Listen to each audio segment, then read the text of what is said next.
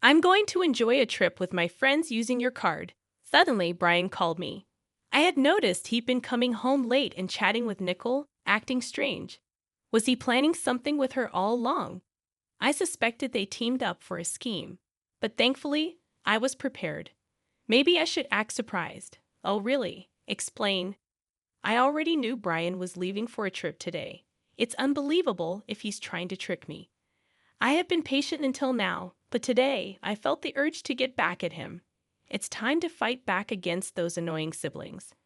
Once today is over, everything will clear up.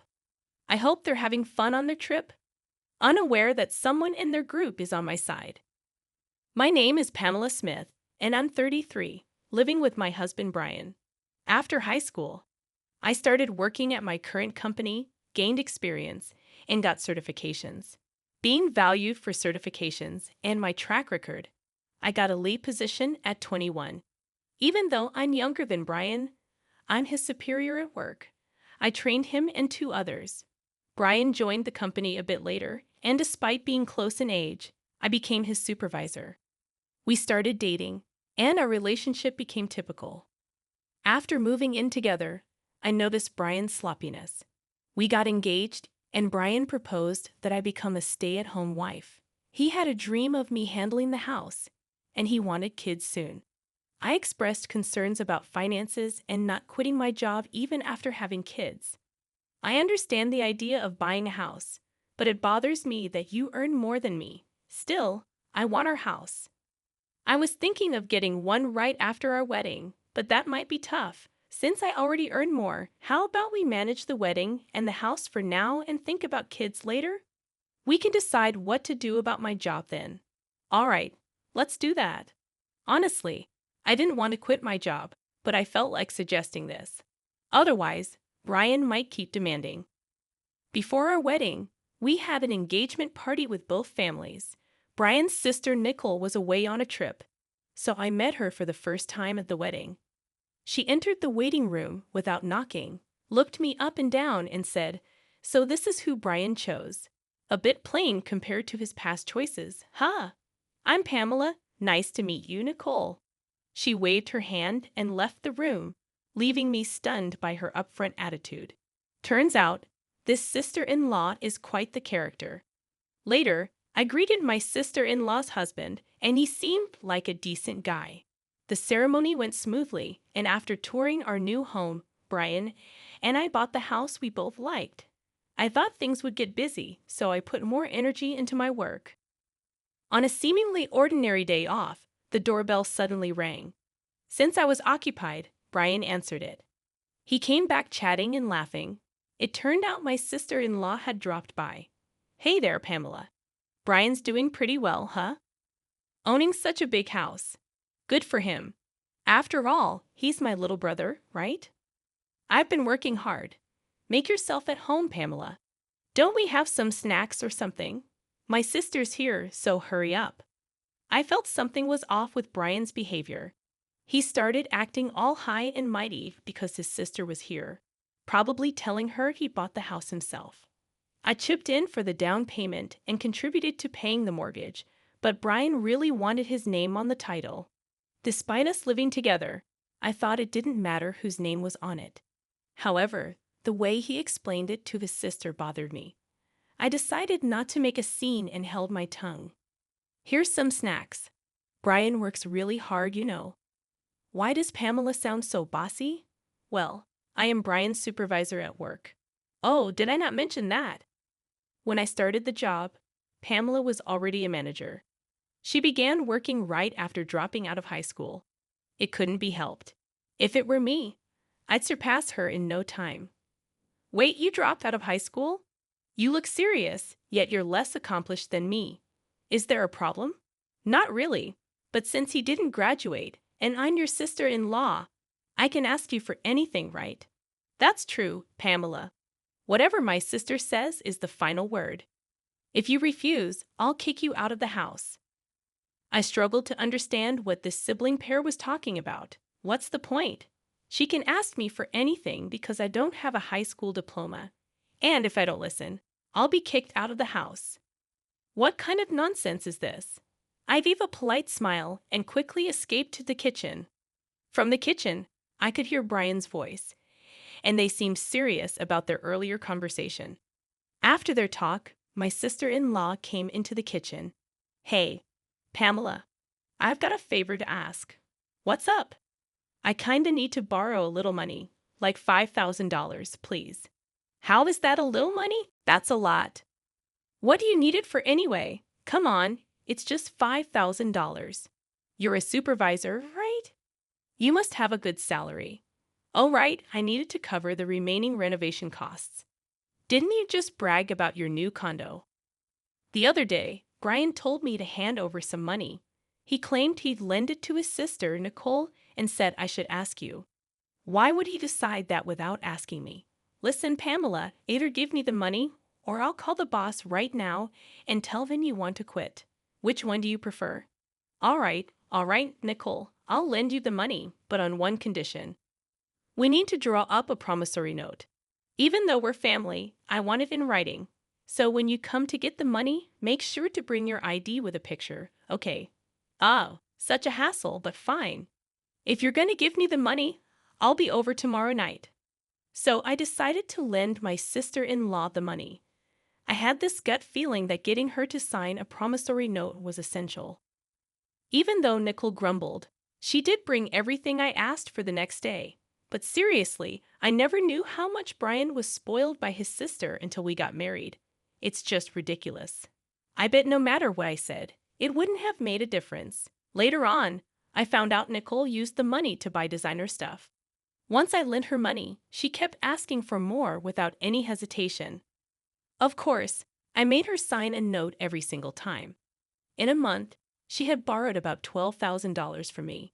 Just when I thought this was becoming too much, I got called into the boss's office. Turns out, they wanted to promote me from a supervisor to a manager. I was over the moon, excited to share the good news with Brian, who had taken the day off. I'm home, Brian. Guess what? Welcome back, Pamela. You seem really excited. What happened today? My boss called me in, and guess what? He asked me if I wanted to be the department manager. My goal has always been to become the head manager, so I'm super excited that I'm getting closer to it. Huh. Wait. What, Pamela? You're getting promoted? I don't get it. Did you accept the offer? Well, yeah, I've told you about my goal before, right? Hold on, you should have asked for my permission before making such a decision. Plus, I've told you I wanted you to be a stay-at-home wife, haven't I? How come you're getting promoted and I'm still stuck at the same position? Doesn't that seem odd? That's not my fault. I've made it clear that I don't want to quit my job. Why you can't get promoted is beyond me. Shortly after, Brian made a call, and I assumed it was to his older sister. Sure enough, a few minutes later, his sister arrived. Hey, I heard you stole Brian's promotion opportunity. What's the big idea? No, I didn't steal anything. At our company, promotions are based on performance. So you're saying Brian's incompetent at his job? How dare you look down on him? As his wife, this is ridiculous.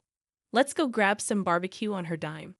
They rummaged through my purse and took my bank card.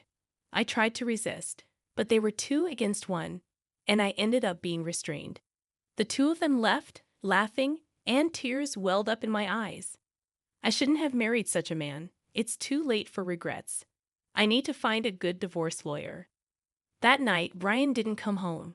The next day when I went to work, Brian had already arrived and came up to me with a smug look, saying, "Yesterday was a blast. Eating on someone else's dime is the best. Thanks for the treat." When he handed me the receipt, I saw he'd been to an upscale barbecue restaurant, and the bill was $1,200. There were also receipts from luxurious bars that totaled an unbelievable $6,000. I wanted to snap back, but more and more employees were coming in, so I held my tongue. On my way home, I checked how much was withdrawn from the bank, and to my shock, it was $8,000. I confronted him when I got back. "Brian, what were you thinking, taking out $8,000 for fancy barbecue and luxurious bars? It's my money, and it's what I had saved from my single days. I just got home, And you're nagging me about money from your single days. Don't know, don't care, can't do anything about it now since I've already spent it. He said that and ran into the bathroom. That's it. I'm definitely going to divorce him. I went to see a lawyer over the weekend. Several weeks have passed since then, and the preparations for the divorce are progressing steadily. Ever since that incident, Brian has been coming home late, and he leaves the house in a hurry on his days off. I was getting suspicious and thought about hiring a private investigator when I got a call from Kevin, my sister-in-law Nicole's husband. Hello, is this Pamela's number? Yes, Kevin, it's rare to hear from you. Yeah, it's been a while. Anyway, is my wife there, Nicole? No, she's not here. I see. She's been coming home late and leaving without telling me. On weekends, she said she was at Brian's place when I asked her yesterday. Oh, I see. Brian's been acting the same way. Maybe they're both going somewhere together. It's none of my business anymore, so I don't really care. Oh, and Kevin, I had something to tell you as well. Can you hear me out? None of your business anymore. What do you mean? All right, go ahead. I told him everything that happened about the money I lent to my sister-in-law and everything else. Upon hearing this, Kevin sighed and said, Is that so? I'm sorry about my wife. To be honest, I've been at my breaking point and considered getting a divorce, but I just couldn't take action. Why not use the evidence I've gathered, Kevin? You should get a divorce too. It's not fair for you to be in this situation. Let's give those selfish siblings who spend money recklessly a taste of their own medicine. Yeah, let's work together on this. Oh, by the way, I think Nicole and the others might be planning a trip.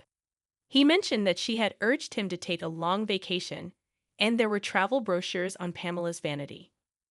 Curious, I decided to look inside the shelf that Brian had always told me not to touch. Sure enough, I found travel brochures and club cards. That's when it clicked for me. Kevin, I think they might really be planning a trip. I found some brochures. I've got an idea. As I explained the plan, Kevin laughed and agreed to go along with it. We decided to coordinate further via text and ended the call. I also sent him some potential evidence that could be beneficial for the divorce and meticulously planned our next steps.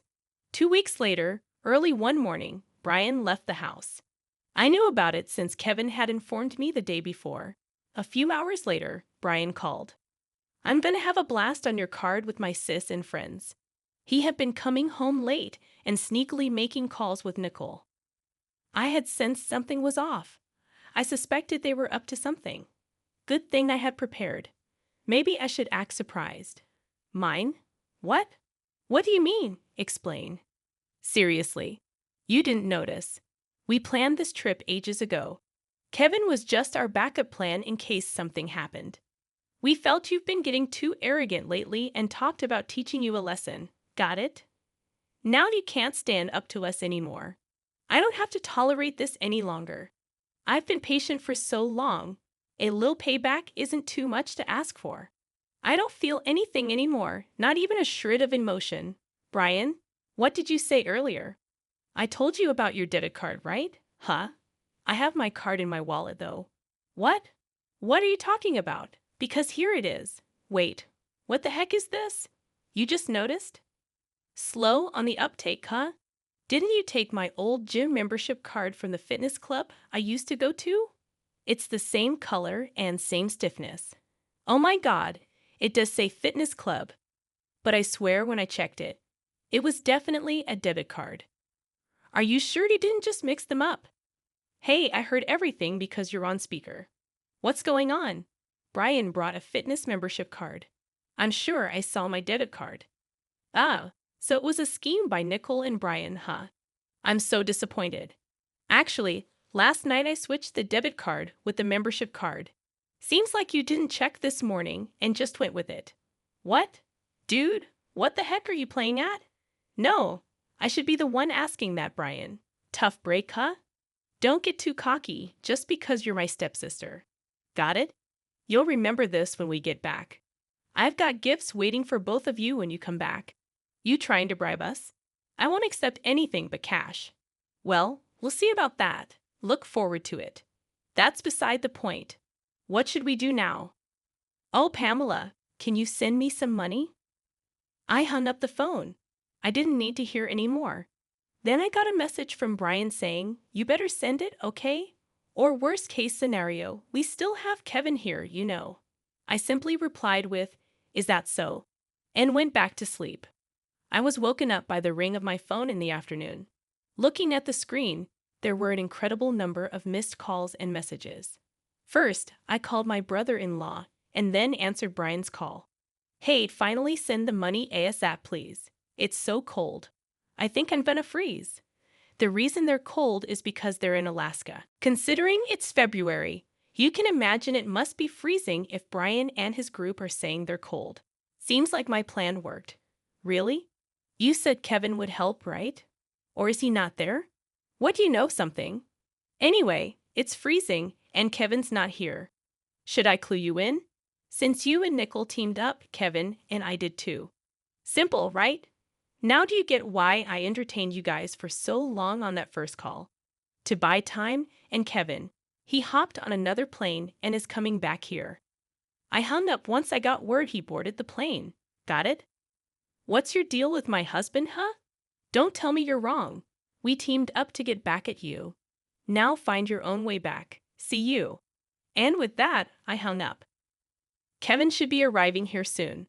I decided to call in my lawyer. We had our final meeting regarding the divorce before Brian and the others would return. Why did I gather everyone here? I was sure Brian and the group would confront me. A few hours later, as soon as Brian and his group returned, they started yelling. "Pamela? Hey, what the hell? What were you thinking? Be prepared to move out, okay? Kevin's with you, isn't he? Why did you even come back first?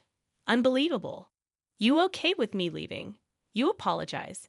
Shut it. Sit down." Usually calm, Kevin's shouting stunned Brian and his companion, making them sit down right away. The lawyer promptly handed out his business cards to both of them.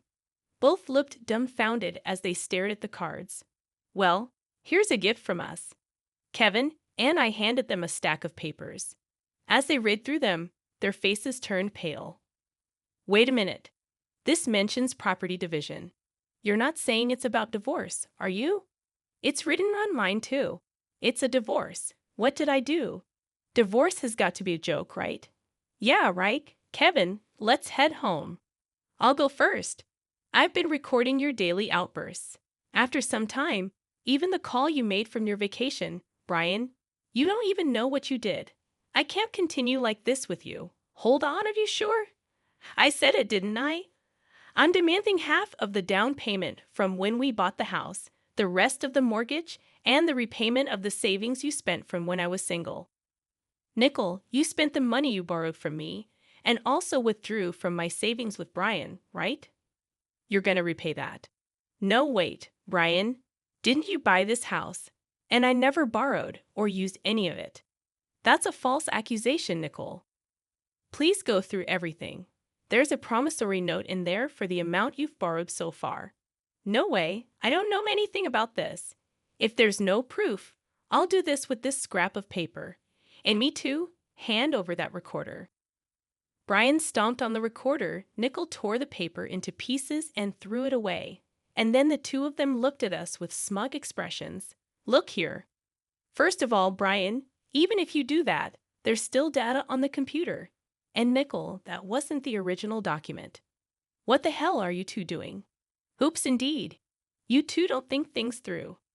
Nickel, I have a claim against you too, spending all the savings and such, and say hi to that guy you got close to at the bar." Both of them were shamelessly crying on the spot.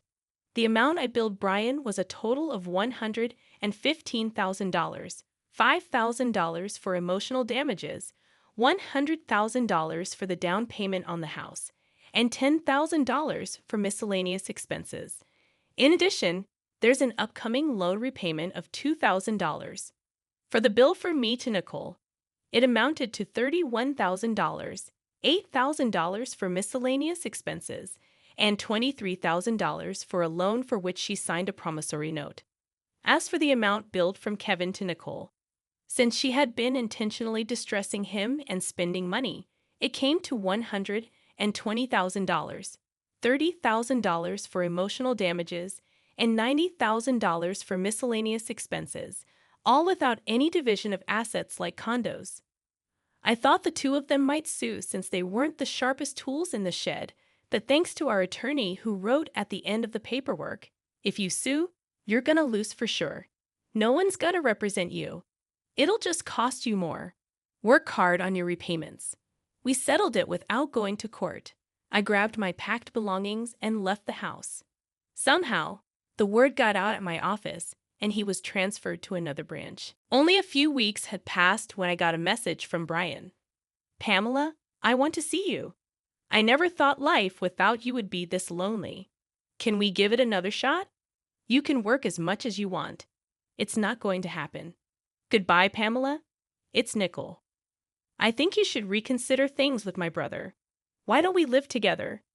Maybe there's been some misunderstanding between us. I believe things will be better. Nickel, it's not gonna happen. I'm sorry. Goodbye." They begged, but I ignored them and blocked their contacts. It seems Kevin got a similar call but turned it down and blocked them too. Sometime later, when I passed by my old house in a taxi, I saw it was already up for sale. Since the repayment was done in one go, and I'd blocked all communications, I have no idea how they're doing now. As for me, I moved out and bought a condo. Work's been going well, and my boss recently told me that I've been promoted to regional director, a position I've always aimed for.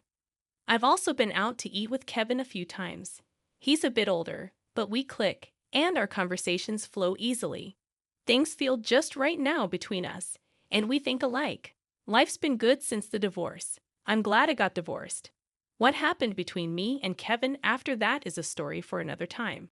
The smell of turkey filled my parents' house as I helped my 8-year-old daughter, Emma, out of her coat. She was wearing the special dress she picked out, purple with silver butterflies, and carrying the pie we'd made together that morning. My hands were full of side dishes when I heard the voice that still haunted my nightmares. "Hey, Claire. Long time no see." I froze in the doorway. There, sitting at my parents' dining table, in the seat right next to Emma's place card, was Ryan. My ex-husband, the man who'd broken my ribs, the man who'd held me against a wall by my throat, the man I fled with nothing but Emma and a garbage bag of clothes 4 years ago. He looked good. He always did. Clean-shaven, expensive sweater, that charming smile that had fooled everyone, including me, for far too long. "Mommy." Emma pressed against my leg, recognizing him despite not seeing him since she was 4. Surprise, my mother appeared, wearing her hostess smile and pearl necklace. I thought it was time we all moved past the unpleasantness. Unpleasantness. She called years of abuse unpleasantness. "What is he doing here?" My voice came out steadier than I felt. "I invited him," Mom said, as if that explained everything. "He's been reaching out, Claire. He's changed. Being through therapy. He deserves a second chance." He deserves. I couldn't finish. My throat was closing. Dad walked in from the kitchen, carrying the carved turkey. "There she is. Claire, stop standing there looking dramatic. It's Thanksgiving. Time to forgive and forget." "Forgive and forget," Mom echoed, guiding Emma to her seat, right next to Ryan. "He's family now." "Well, he always was really. Just because you two couldn't make it work doesn't mean we should lose touch." Ryan smiled at Emma. "Hey, princess, you probably don't remember me. I'm your dad." Emma looked at me, confused and scared. She remembered enough. The yelling, the breaking things, the night we left. "You always were too sensitive," Dad added, setting down the turkey. "Making mountains out of molehills." Ryan explained everything. "You took some arguments and blew them out of proportion." Arguments? I touched my side where the ribs had healed wrong because I couldn't go to the hospital. He'd said I'd fallen down the stairs. My sister Janet was already there, along with her husband Tom and their 3 kids. She wouldn't meet my eyes. My brother Michael was pouring wine, deliberately looking anywhere but at me. "Sit," Mom commanded. "We're saying grace." I remained standing. "Emma, come here." "She's fine where she is," Ryan said, putting his hand on my daughter's chair. Not touching her, but blocking her exit. "We have a lot of catching up to do." That's when I saw it. His other hand, under the table, had a small recording device. He was recording this, planning to use it for something. Custody, maybe. Evidence of parental alienation if I made a scene. Fine, two could play that game. You're right, Mom, I said suddenly, my voice calm. We should all sit down. I took my seat across from Ryan, pulling my phone out and placing its screen down on the table. What no one knew was that I'd been recording since I walked in. Legal in our state. But more importantly, I prepared for something like this. 3 weeks ago, Ryan had started showing up places. The grocery store. Emma's school parking lot. Always maintaining legal distance. The restraining order had expired, and I couldn't prove stalking. When Mom had called insisting I come to Thanksgiving, no excuses, I'd had a feeling. So I prepared. The phone was recording. The pen in my pocket was recording. The teddy bear Emma was holding, the one I told her to bring for comfort, had a camera in it. Let's eat, Mom said, beaming like she'd accomplished something wonderful. So Ryan, I said, serving myself mashed potatoes. Mom says you've been through therapy. Extensive therapy, he nodded, putting on his best performance.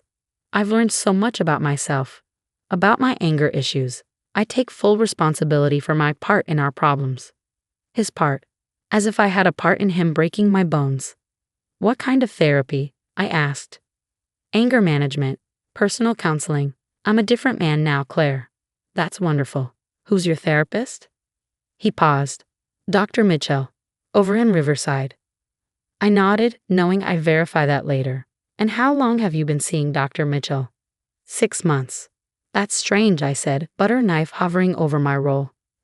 Because I called Dr. Mitchell's office last week when Mom mentioned you've been in touch. They've never heard of you.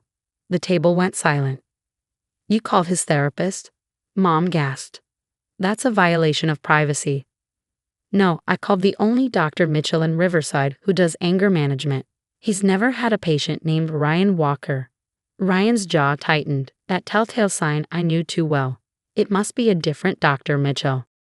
What's his first name? People don't always use their therapist's first names. They do when they're writing checks or filing insurance. Can we just eat? Janet interjected. The food's getting cold.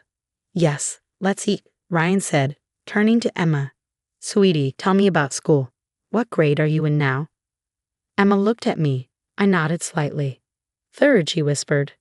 3rd grade, you must be so smart. What's your favorite subject? I don't want to talk to you, Emma said quietly. The room tensed. Emma, Mom scolded. That's very rude. Apologize to your father. He's not my father, Emma said, stronger now. My dad is the one who chose me, not the one who hurt Mommy. She meant my boyfriend James, who'd been in our lives for 2 years, who'd never raised his voice, let alone his hand. Ryan's mask slipped for just a second. I saw the rage flash before he covered it with hurt feelings. She's been coached, he said to the table.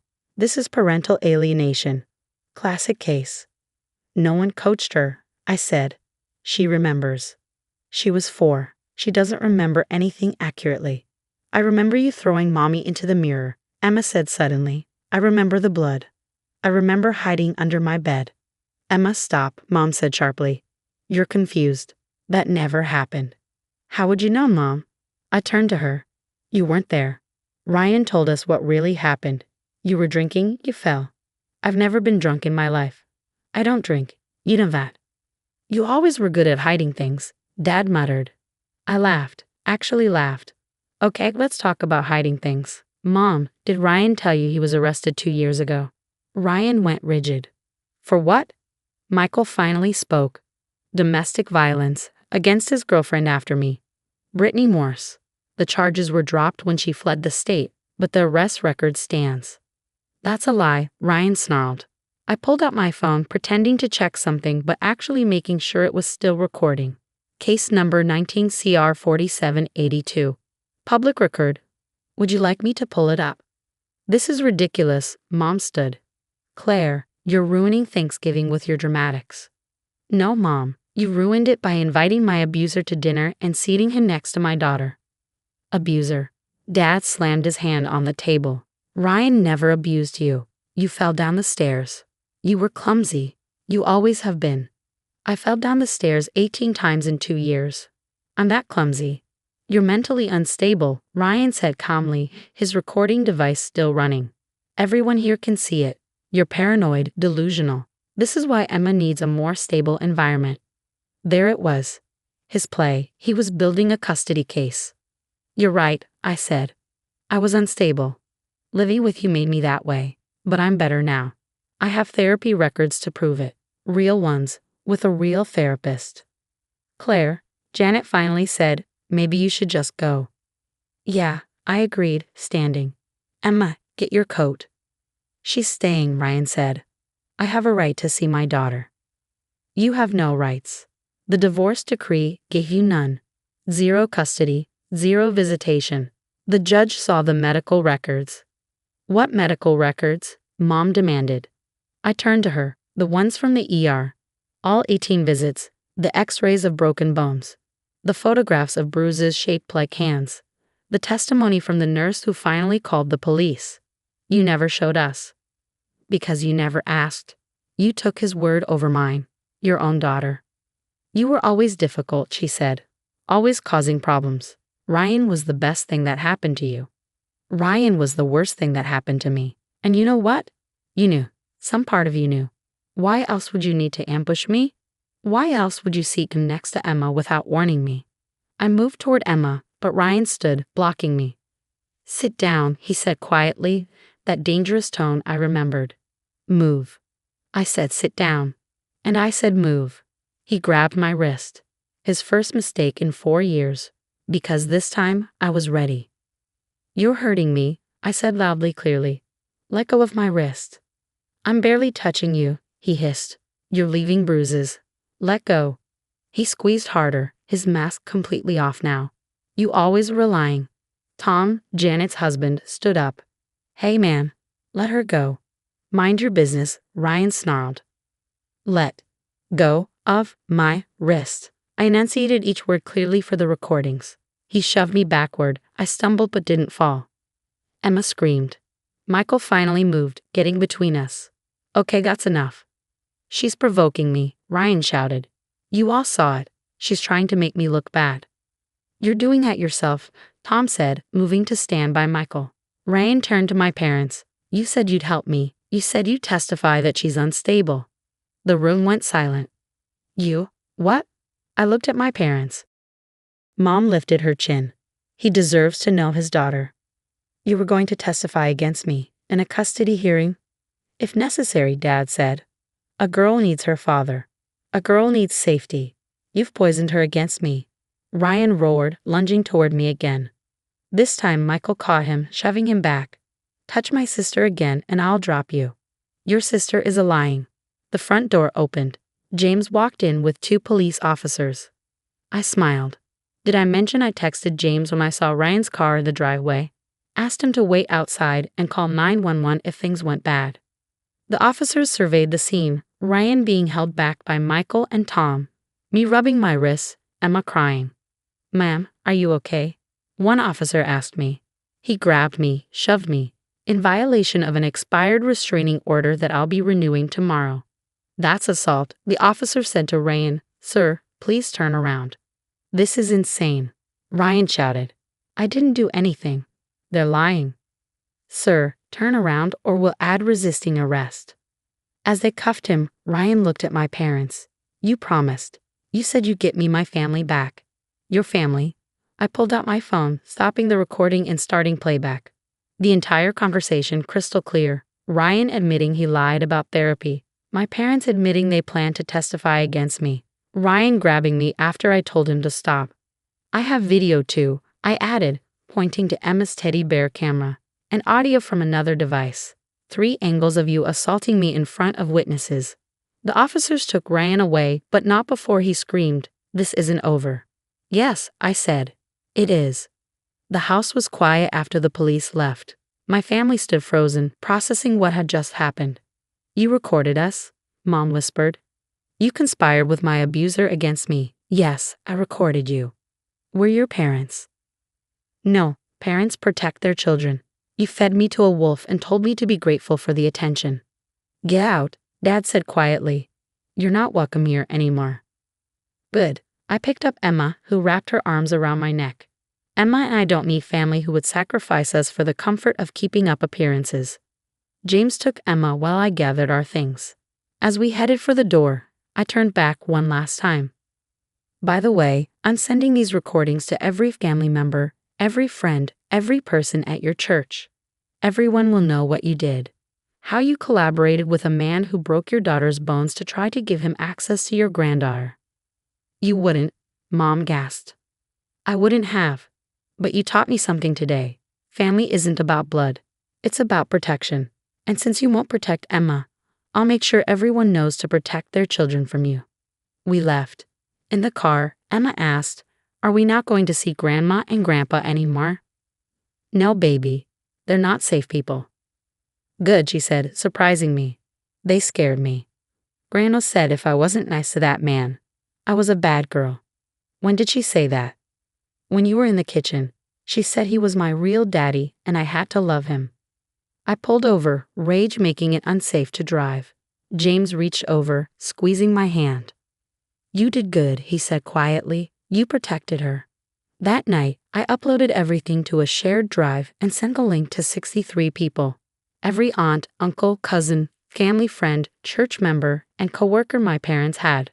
The subject line read, "Why Emma and I will never attend another family gathering." By morning, my parents were pariahs. The church called them in for a meeting about their disturbing behavior. Dad's golf buddies uninvited him from their weekly game. Mom was asked to step down from the PTA board. Ryan was charged with assault and violating a restraining order. The recordings were admitted as evidence. He took a plea deal, 6 months in jail, mandatory anger management, real this time, and a permanent restraining order keeping him away from Emma and me. During the trial, it came out that my parents had been giving him money, paying for his lawyer to try to get custody. They'd spent $30,000 trying to give my abuser access to my daughter. The last communication I had with them was a letter from their lawyer demanding I take down the recordings. I responded with my own lawyer's letter containing 8 years of documentation, every ER visit, every police report, every photo of every bruise. The letter ended with, "Any further contact will be considered harassment and will be met with legal action." They never contacted me again. Emma is 12 now. She doesn't remember much about that Thanksgiving, just that it was the day Mommy made sure the bad people couldn't hurt us anymore. James adopted her last year. She calls him Dad and means it. Sometimes I wonder if I should have seen it coming. The signs were there. How they always asked if I was being difficult when Ryan seemed upset. How they suggested I should try harder when I mentioned problems. How they blamed me when I finally left, breaking up the family, they'd said. But I learned something that day. When someone shows you they'll sacrifice your safety for their comfort, believe them the first time. And always, press record. Last week, Emma asked if we could have our own Thanksgiving this year, just the 3 of us. Of course, I said. But why? Because, she said, wise beyond her years, real family doesn't invite monsters to dinner. No, real family protects you from them. Even if that means protecting you from themselves. The volunteer badge felt heavier than it should have as I pinned it to my scrubs. Natalie Reeves, volunteer at Reed. The same badge I'd worn for 3 years while completing my surgical residency at St. Mary's. Everyone assumed I was a candy striper or maybe an aide. I never corrected them. Natalie. There you are. My mother's voice cut through the hospital lobby like a scalpel. Hurry up, we can't be late to the gala. And please tell me you brought something appropriate to wear. You can't go in those things. I looked down at my scrubs, splattered with a 16-hour shift's worth of saving lives. I have a dress in my locker. Well, go change, and do something with your hair. She examined me with the critical eye she usually reserved for auction items. Your sister's already there, networking. You know how important these connections are for her practice. Yes, I knew. Alexandra the lawyer, Alexandra the success. Alexandra who'd made partner at 30 while I was still playing around at the hospital. The St. Mary's annual charity gala was the social event of the year. $500 a plate, all proceeds going to the new pediatric wing I helped design. Not that anyone knew that. To them, I was just the volunteer who sometimes helped with fundraising. I changed quickly in the on-call room, trading scrubs for the simple black dress I kept for emergencies. In the mirror, I looked tired. 3 surgeries back to back, including a 9-hour reconstruction on a car accident victim, had left their mark. But I'd saved all 3. That had to count for something, even if no one knew. The ballroom was already packed when we arrived. Crystal chandeliers cast diamonds of light across the crowd of donors, hospital board members, and medical staff. I spotted several of my colleagues, Dr. Chin from cardiology, Dr. Williams from oncology, but hung back. Tonight wasn't about me. Patricia, a woman in pearls, embraced my mother. So lovely to see you. And is this Alexandra?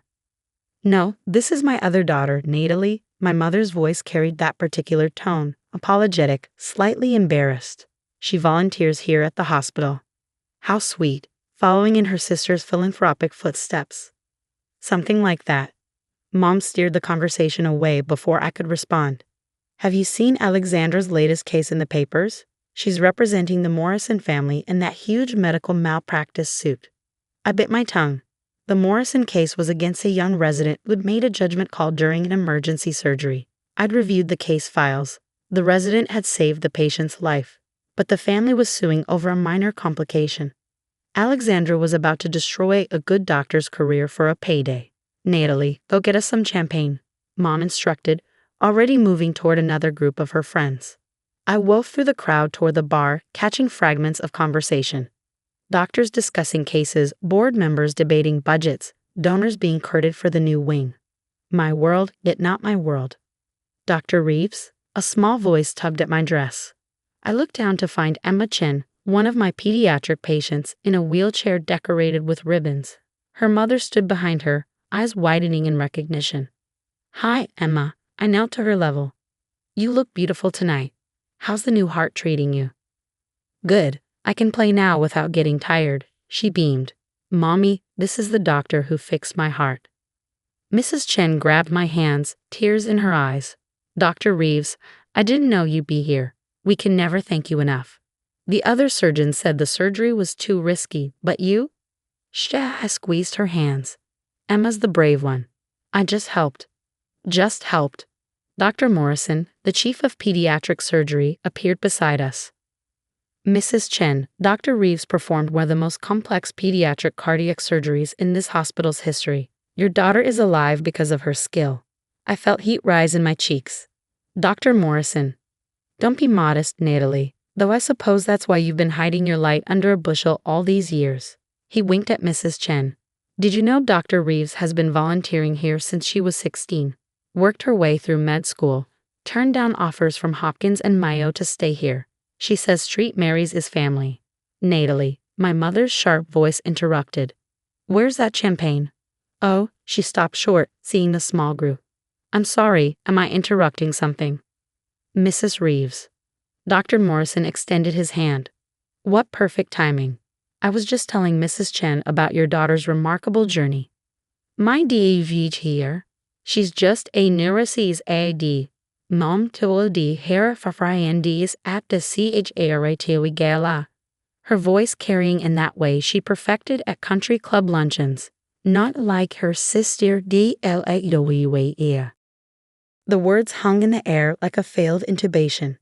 Dr. Morrison's eyebrows climbed toward his hairline. Mrs. Chen looked confused. Emma tugged at my dress again. Are you not a doctor? She asked in that honest way only children can. She is, Dr. Morrison said slowly, studying my mother.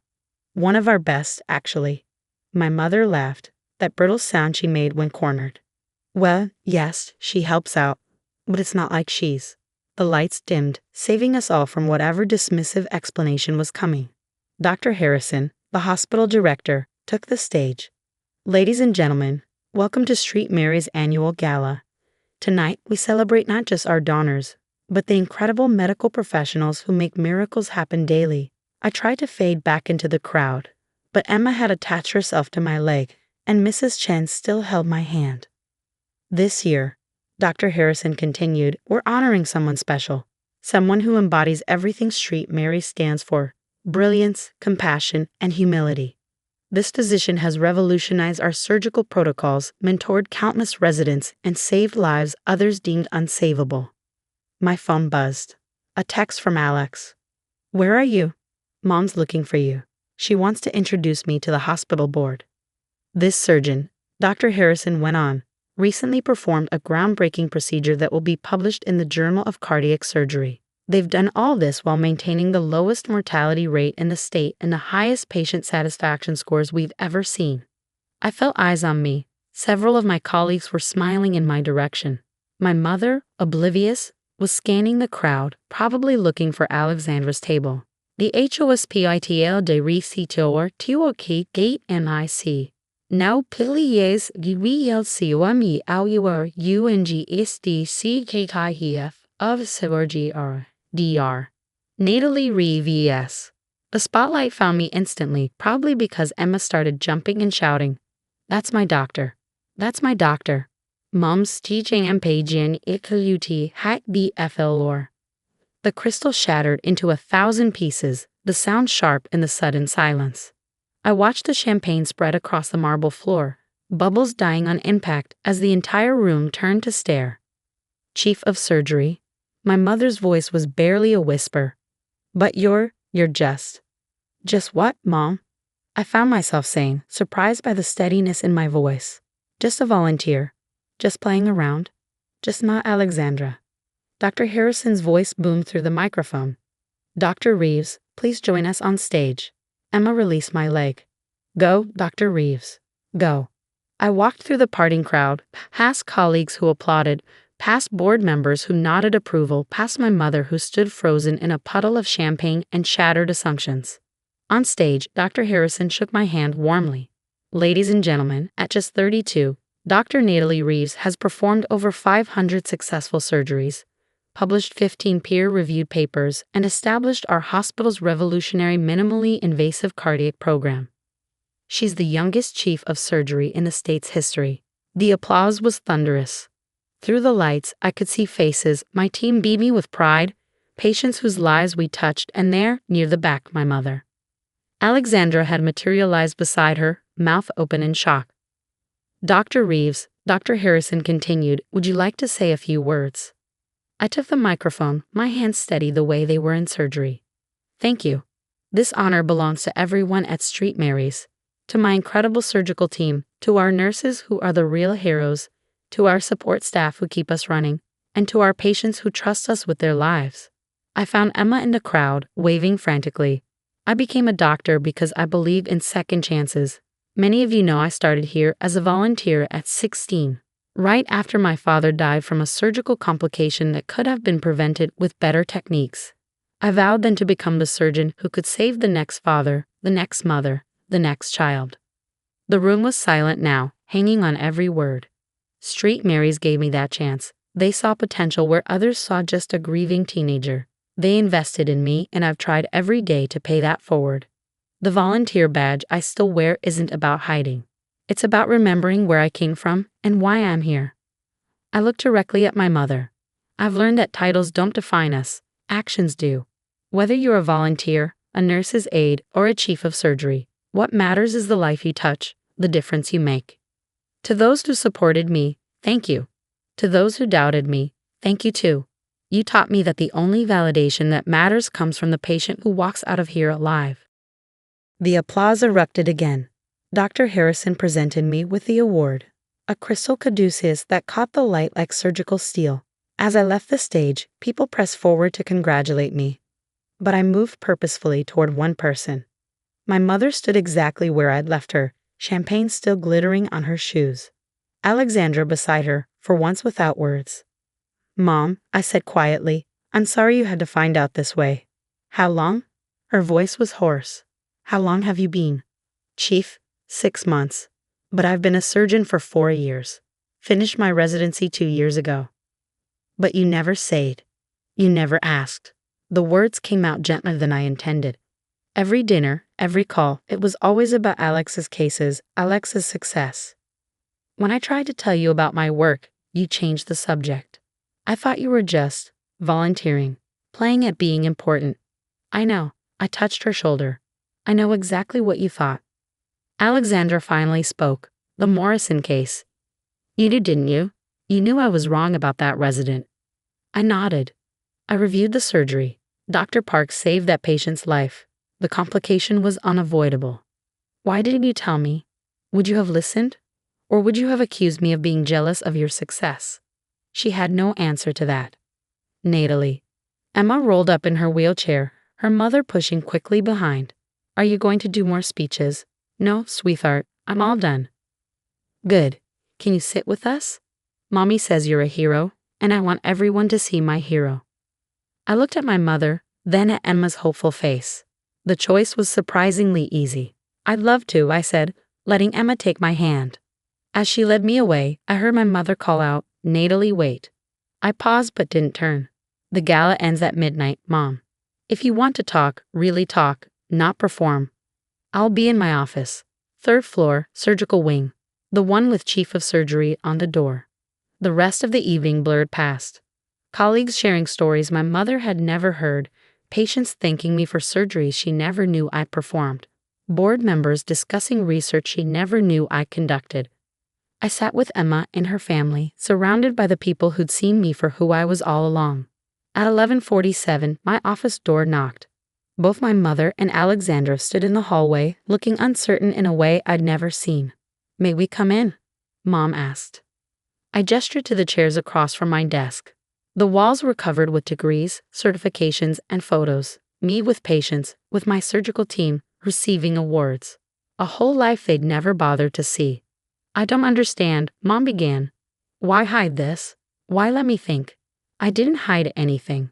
I just stopped trying to make you see me. I leaned back in my chair.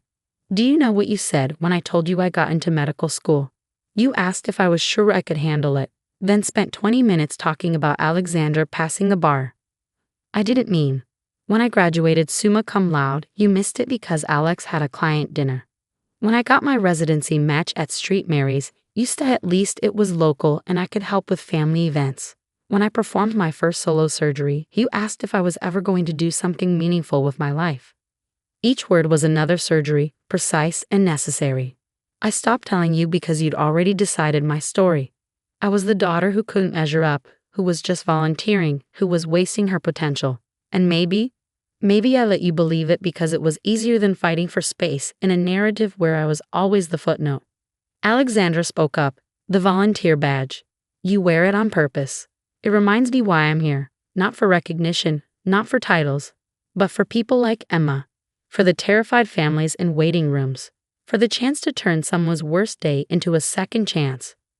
We failed you, my mother said quietly. I failed you. No, I corrected. You failed to see me. There's a difference. I didn't need you to make me succeed. I did that myself. I needed you to witness it, to celebrate it, to see that both your daughters could shine without dimming the other. Silence settled over us like surgical drapes. Finally, Alexandra asked, the Morrison case, will Dr. Park be okay? If you drop the suit, yes, he's a good surgeon who made the right call under pressure, the kind of surgeon you want operating on someone you love. I'll withdraw it Monday. I nodded, then looked at my mother. I have surgery at 6 tomorrow. Removing a tumor everyone else said was inoperable. The patient is 12. Her parents have been sleeping in the hospital for a week. Will you save her? I'll do what I always do, everything possible. I stood the conversation nearing its end.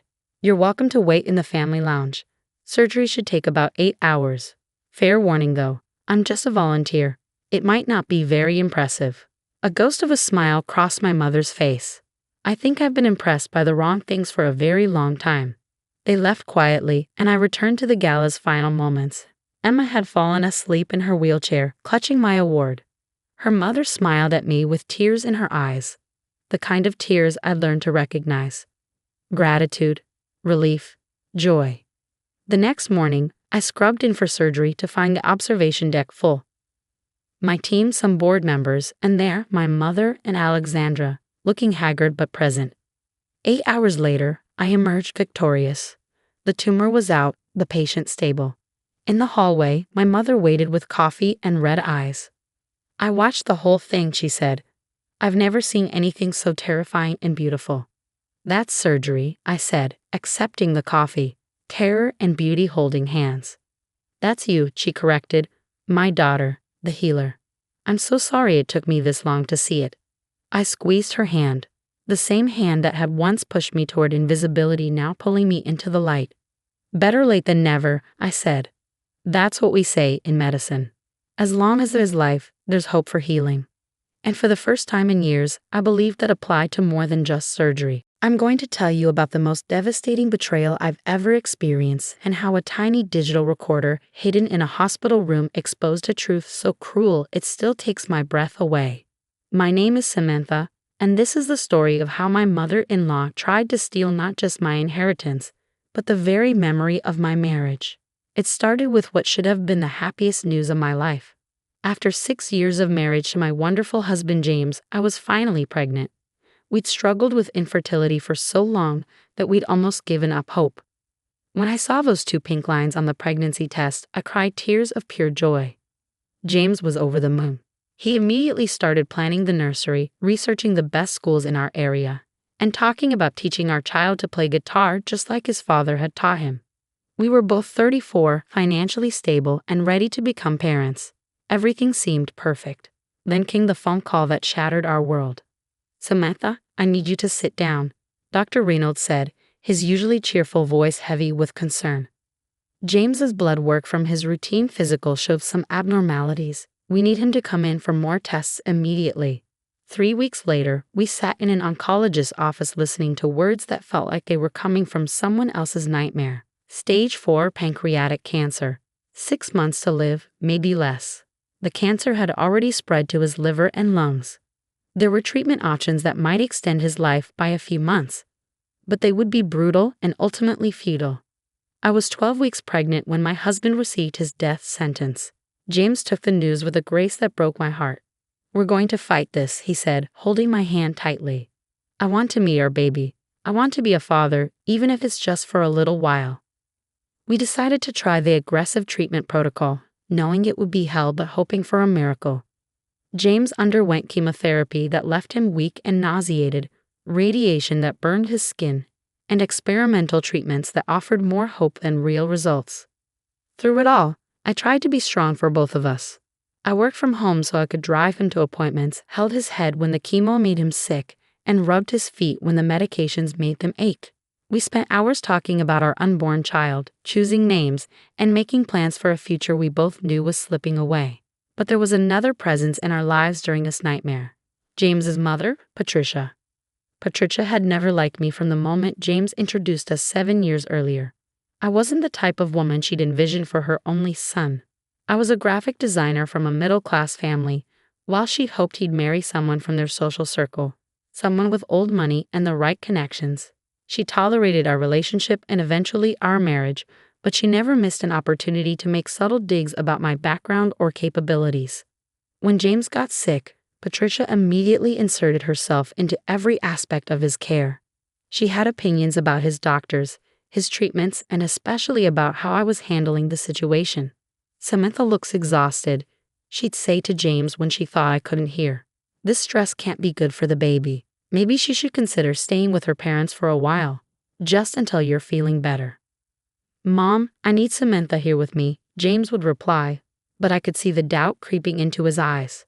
The medications and pain were making him more susceptible to suggestion, more dependent on others for basic decisions. As his condition worsened, Patricia became even more aggressive in her campaign to separate us. She started visiting the hospital during my work hours, when I'd step out briefly to handle urgent projects that were keeping our insurance active and paying for James' experimental treatments. He worked too much, she told me one afternoon. James needs his wife's full attention right now, not someone who's more concerned about her career. What she didn't know was that I was desperately trying to keep our finances stable. James' illness had already cost us his salary, and the medical bills were mounting despite our insurance. My freelance work was the only thing keeping us afloat, but I couldn't explain this to Patricia without admitting how dire our financial situation had become. The pregnancy was becoming more difficult too. The stress of James's illness, combined with the exhaustion of caring for him, was taking a toll on my body. I was experiencing complications that required bed rest, but I couldn't bear to leave James alone in the hospital. That's when Patricia made her move. Samantha, dear, she said one day, her voice dripping with false concern. I've been thinking. Why don't you let me take over James's care for a few weeks? You need to focus on the baby, and I can be here with him full time. I've already spoken to my employer about taking extended leave. James was having a particularly bad day, weak from his latest round of chemotherapy and struggling to stay awake for more than a few hours at a time.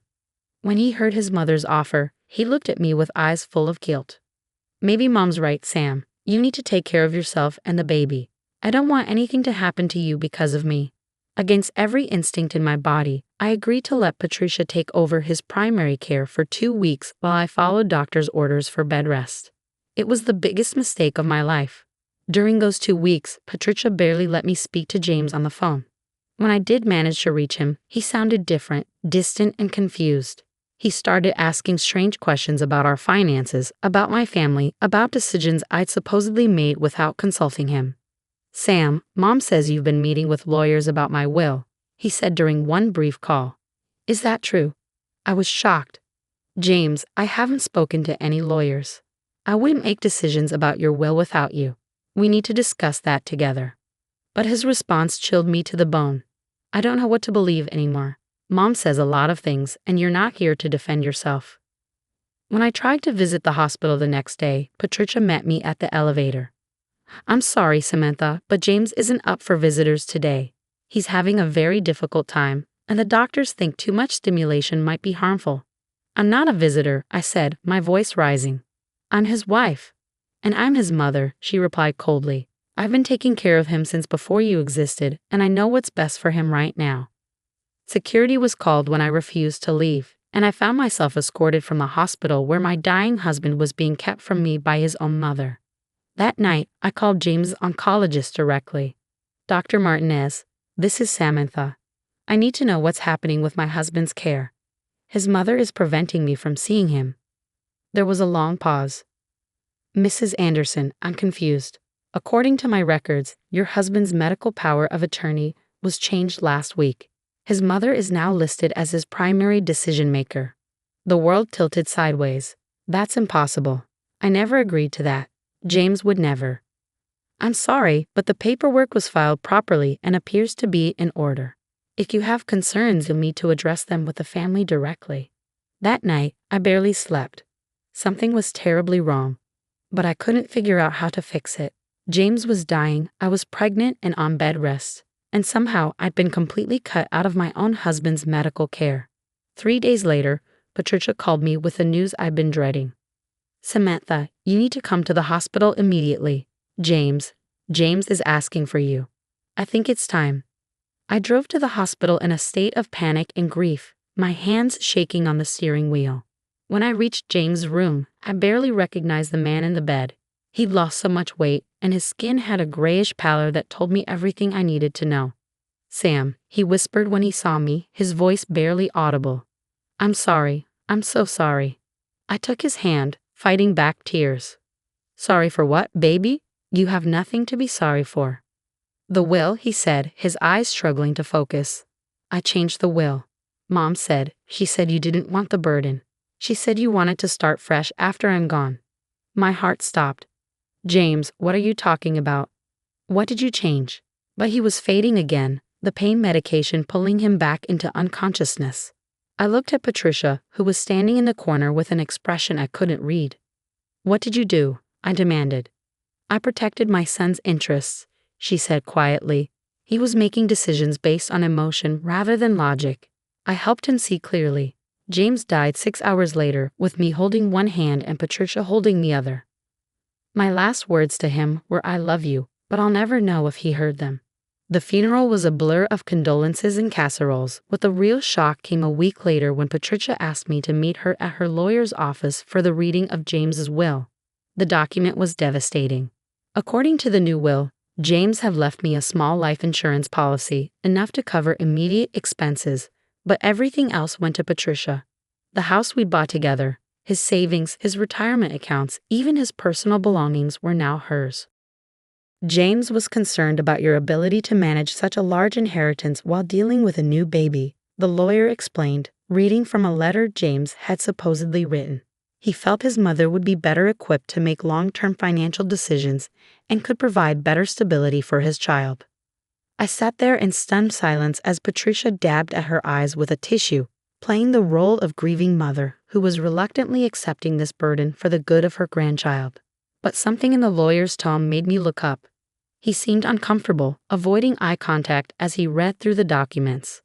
After the meeting, I approached him privately. "Mr. Williams, was there something unusual about this will revision?" He hesitated, then said carefully, "Mrs. Anderson, I've been practicing law for 30 years, and I've learned to trust my instincts. If you have any concerns about these documents, you might want to seek a second opinion." That was all the encouragement I needed. I hired my own attorney, Sarah Chen, who immediately began investigating the circumstances of the will change. What she found was deeply troubling. Samantha, the will was revised during a period when James was on heavy pain medication that can cause confusion and disorientation. More importantly, the witnesses to the signing were both employees of your mother-in-law's law firm. That's not illegal, but it's highly irregular for a personal will. Sarah also discovered that Patricia had filed papers claiming James was mentally incompetent due to his medication regimen, then immediately filed other papers granting her power of attorney based on this incompetence. It was a legal maneuver that gave her complete control over his decisions during his final weeks. But the breakthrough came when we returned to the hospital to collect James' personal belongings. Among his things was a small digital recorder that I'd given him months earlier so he could record voice memos when he had ideas for songs. James was a musician, and even during his illness, he'd sometimes get inspired to write lyrics or melodies. I almost threw the recorder away, assuming it was empty, but something made me plug it in and listen. What I heard made my blood turn to ice. The recorder had been voice-activated, so it had captured conversations in James's hospital room during his final weeks. Hours of audio that documented exactly what Patricia had done to manipulate my dying husband. "James, sweetheart, you need to think about what's best for everyone," Patricia's voice said in one recording. "Samantha is young. She'll remarry. She doesn't need the burden of managing your estate while raising a baby alone. But Mom, Sam, and I planned this together. The house is in both our names. She loves that house. She loves the idea of the house, but houses are expensive. Insurance, taxes, maintenance, it's too much for someone in her situation. I can sell it and invest the money for the baby's future." In another recording, Patricia was even more manipulative. "I spoke to Samantha yesterday, and she mentioned that she might want to move closer to her parents after you're gone. She said the house holds too many painful memories." She said that. James sounded confused and hurt. "She's trying to be strong for you, but I can see how much she's struggling. The best gift you can give her is the freedom to start over without the burden of your estate." But the most damning recording was from 2 days before James died. "James, the lawyer, is here with the new will. You just need to sign it, and then everything will be taken care of." "I'm so tired, Mom. Can we do this tomorrow?" "Sweetheart, tomorrow might be too late. You're getting weaker, and if something happens, Samantha and the baby won't be protected. This will ensure they'll be taken care of properly." I could hear James's labored breathing, the sound of papers rustling, and then his weak voice. "Where do I sign?" "Right here, sweetheart. You're doing the right thing." The recordings also captured Patricia coaching James on what to say if I visited or called, feeding him lies about conversations I'd never had and decisions I'd never made. When Sarah heard the recordings, she was furious. This is elder abuse, even though James wasn't elderly. She exploited his weakened mental state to manipulate him into changing his will. We have grounds to contest this completely. But I wanted more than just a legal victory. I wanted Patricia to face the truth of what she'd done. I called her and asked to meet privately at James's grave. She agreed, probably thinking I wanted to discuss visitation rights for the baby or some other practical matter. We sat on a bench near James's headstone, and I pulled out the digital recorder. "Patricia, I found something of James that I think you should hear." I pressed play on one of the most damning conversations, where she was telling him that I'd already started dating someone new and was planning to move away after he died. Her face went white as she heard her own voice manipulating her dying son. "Where did you get that?" she whispered. It was in James's personal belongings. The voice-activated recorder captured everything that happened in his room during his final weeks. I stopped the playback and looked at her directly. "Every lie you told him. Every manipulation. Every moment you exploited his love for me and his baby to turn him against us." Patricia started to cry, not the dignified tears she'd shown at the lawyer's office, but ugly, desperate sobs. "You don't understand," she gasped. "I was protecting him. You're young, you'll find someone else. But I only had one son, and I needed something to remember him by." "So you decided to steal his wife's inheritance?" He convinced a dying man that the woman he loved was already betraying him. "I never meant for it to go that far. I couldn't bear the thought of you having everything when I was losing everything." I stood up, looking down at this broken woman who had caused so much pain. "Patricia, you didn't lose James. You threw him away. You spent his final weeks filling his head with lies instead of helping him find peace. You stole his last chance to trust in a love we shared." The legal battle that followed was swift. With the recordings as evidence, Patricia's manipulation was undeniable. The fraudulent will was overturned, and James's original will, which left everything to me, was reinstated. But more importantly, I was able to prove that James's final weeks had been poisoned by his mother's lies. The recordings showed that until Patricia's manipulation campaign, James had been completely devoted to me and excited about our baby. Patricia was forced to pay legal fees and was barred from any contact with me or my child. She also faced potential criminal charges for elder abuse, though she ultimately plea bargained to avoid jail time. My daughter Lily was born 3 months after James died. She has his dark hair and musical ability. But thankfully, she'll never know the grandmother who tried to steal her inheritance and destroy her parents' love story. I kept the house James and I bought together, and I've turned his music room into Lily's playroom. Sometimes I play the recordings for her, not the manipulative conversations, but the early ones where James talked about how excited he was to be her father and how much he loved me. "Your daddy loved us so much," I tell her as we listen to his voice. "He never stopped loving us, no matter what anyone tried to make him believe." The hardest part isn't the financial loss we almost suffered, it's knowing that James died believing I had betrayed him. Patricia stole his peace in his final moments, and that's something I'll never forgive. But I've learned something important about truth and love. Patricia thought she could rewrite our story, manipulate the facts to create a different reality where I was the villain and she was the victim. She almost succeeded. The truth, however, has a way of revealing itself. Love leaves evidence. And sometimes that evidence comes in the form of a small digital recorder that captures not just words, but the destruction of trust and the power of manipulation. Today, Lily is 2 years old, and she's the light of my life. I tell her stories about her father every day, sharing the man he really was. Not the confused, medicated patient Patricia manipulated, but the loving husband who was so excited to be a father. Patricia sends birthday cards that I throw away unopened. She's lost the right to be part of our story, just as she tried to write me out of James. But love endures, even beyond death, even beyond manipulation. And someday, when Lily is old enough to understand, I'll play her the recordings of her father talking about how much he loved her before she was even born. That's the inheritance Patricia could never steal, the love that survives every lie, every manipulation, every attempt to rewrite the truth. James loved us. The recordings prove it. And that's all that really matters. The blue pellets rattled in the small paper cup as my mother held them out to me, her smile as sweet as antifreeze.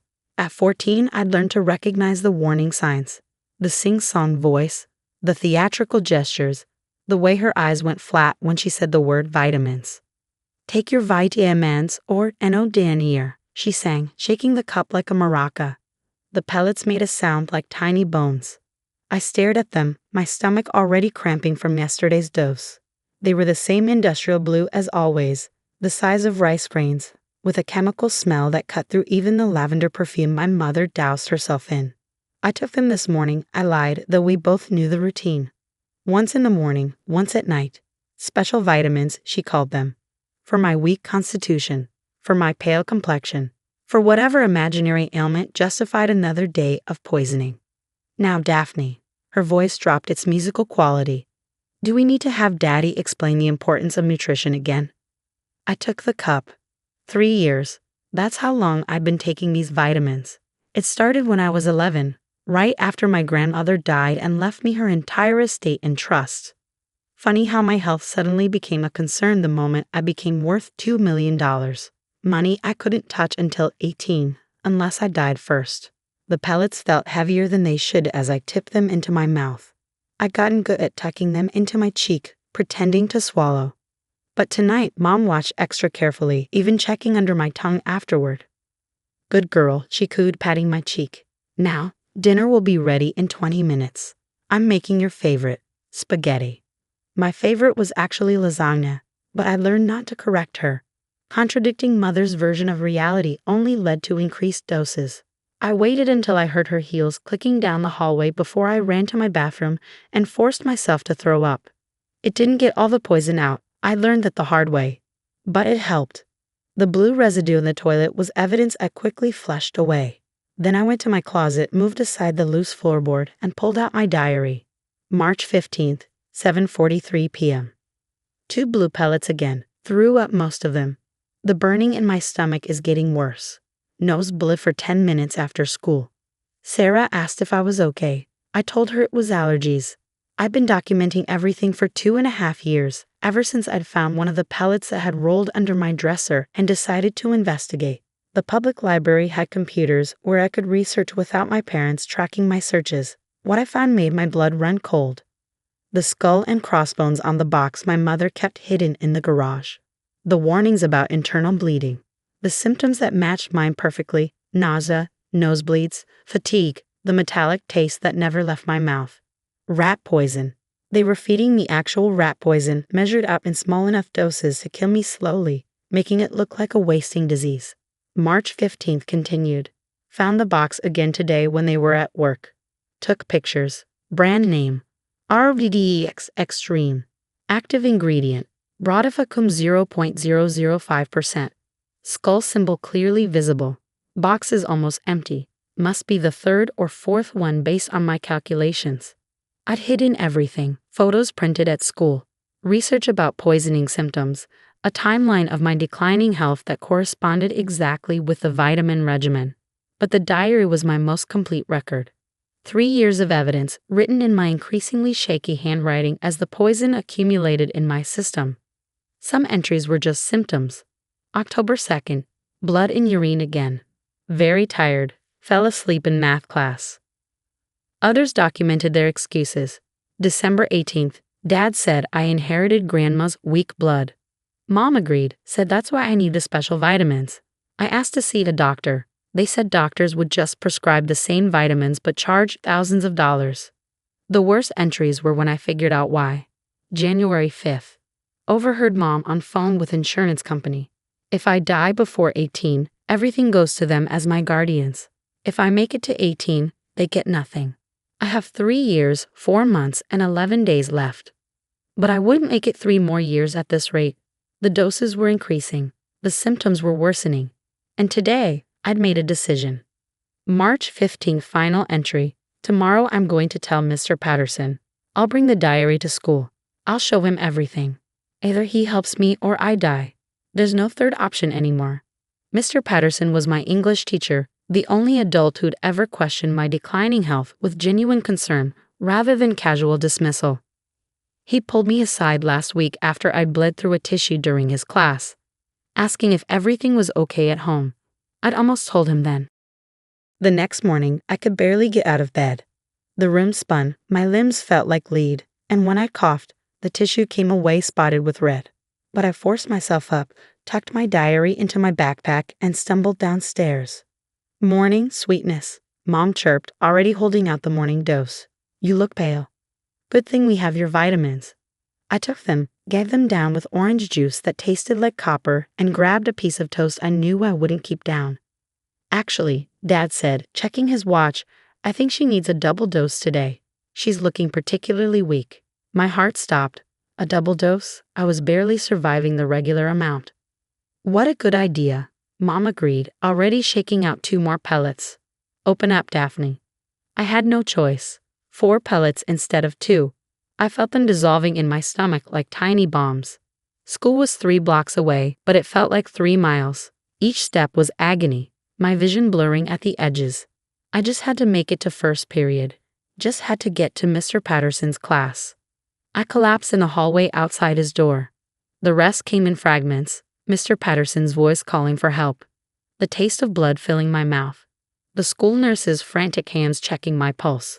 And through it all, my backpack clutched against my chest, the diary inside my last hope. Daphne, what happened? Mr. Patterson's face swam into focus as paramedics arrived. Backpack, I managed to whisper. Diary. Evidence. They're poisoning me. I saw his eyes widen as he unzipped my bag, saw him flip through pages of symptoms and secrets.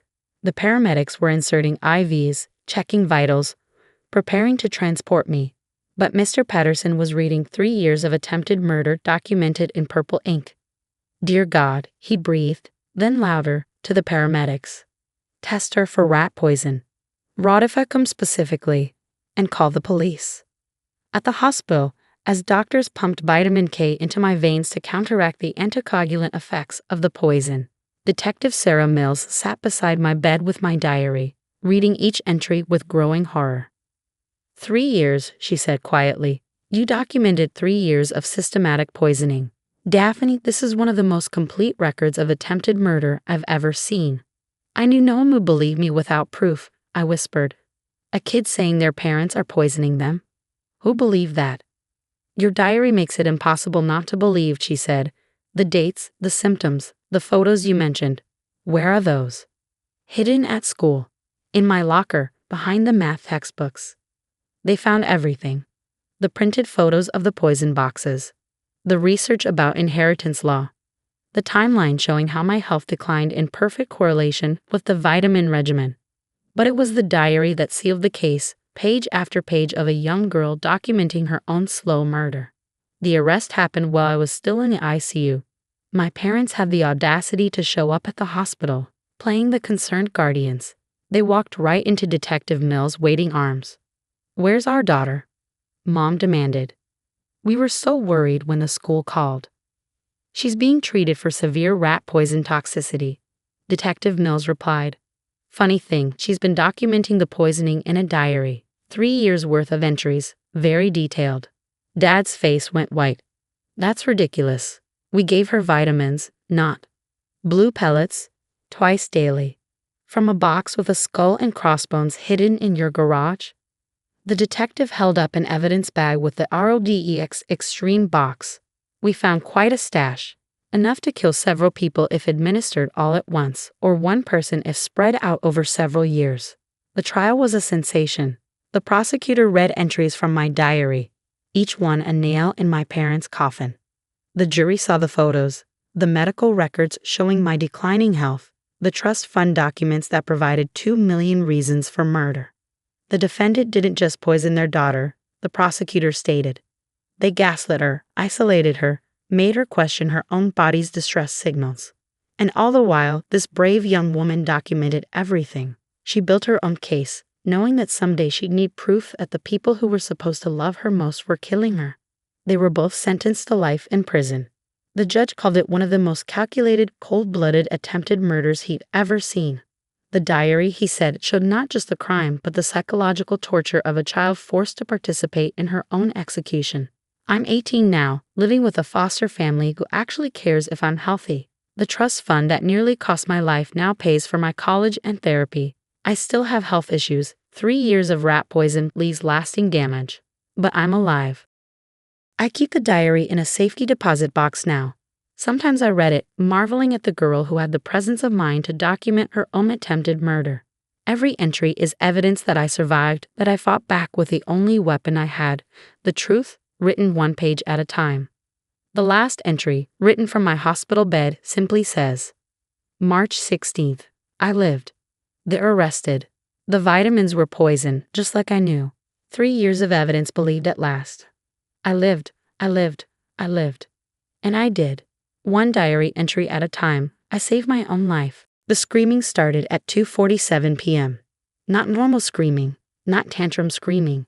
The kind of guttural, primal wailing that only comes when my 8-year-old daughter, Lily's world completely collapses. I heard it from the parking lot as I returned from grabbing groceries, and I ran. I found her in the corner of our living room, arms wrapped around herself, rocking violently, hitting her head against the wall. Her teacher, Mrs. Martinez, was trying desperately to calm her. Where's Max? I dropped everything, scanning for the golden retriever who should have been pressed against Lily's side. That's the problem, Mrs. Martinez said, tears in her eyes. Your sister came during lunch. She said you sent her to pick up Max for a vet appointment. She had a key, knew the commands. I didn't think. My blood turned to ice. Veronica took Max 40 minutes ago. Lily's been like this ever since. Max wasn't just a dog. He was Lily's lifeline. Trained for 2 years specifically for her autism, he could detect meltdowns before they happened, provide deep pressure therapy, block self-harming behaviors, and guide her out of overwhelming situations. Without Max, Lily couldn't function, couldn't go to school, couldn't sleep, couldn't exist in a world that felt like broken glass against her nervous system. I called Veronica immediately. She answered on the third ring, and I could hear traffic in the background. Where is Max? Oh, hi, Melissa. Don't worry, he's going to a wonderful home. Where is my DAG Cheers to Service Diogi? I sold him.